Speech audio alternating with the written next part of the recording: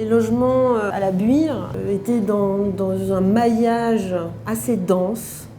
Et c'était assez compliqué de travailler dans une morphologie extrêmement définie.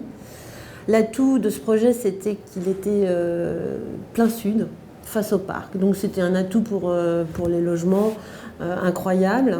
La ZAC de la Buire est une ZAC extrêmement dense à côté de la Part-Dieu, avec tout ce que ça comporte de minéralité. Et le parc de la Buire est un petit coin de verdure qui fait qu'aujourd'hui, offrir des logements plein sud avec des grandes terrasses, occultables en parement bois, qui protègent à la fois de la lumière mais aussi des rayonnements, c'était une aubaine. Et ça nous a permis aussi de gérer cette ultra-densité, parce que quand on est dans la partie arrière, on est sur des parties de portions extrêmement épaisses, de 18 mètres. Cette échappée vers cette grande perspective du parc était une aubaine pour nous.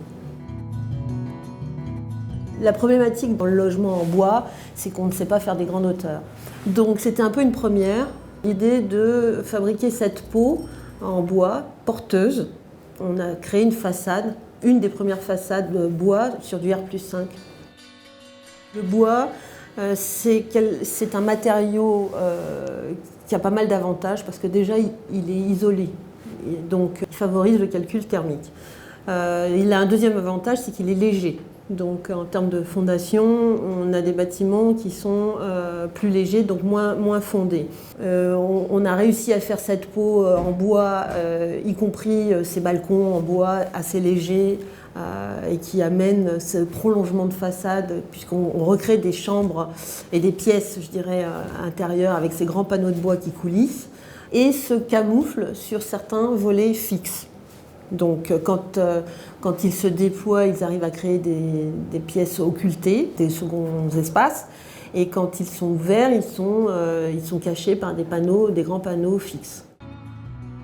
Côté intérieur, on a créé des jardins d'hiver qui sont des espaces clos par des parois de verre, des espaces extérieurs avec des allèges pleines qui permettent aux gens de s'approprier les lieux et de laisser quand même le regard libre.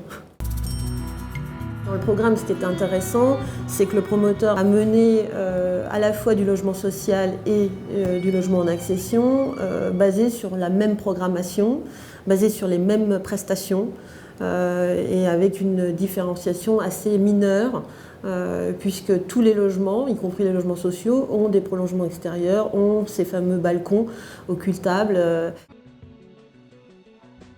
On a traité quand même sur 2 niveaux, avec une série de terrasses et de retraits, ce qui a permis d'offrir quand même un maximum de logements, comme des maisons sur le toit, puisque ce qui est intéressant, c'est que la terrasse puisse faire le tour et qu'on puisse faire le tour de sa maison. On a quasiment des vues à 360 degrés, on a en tout cas les logements qui offrent plusieurs façades.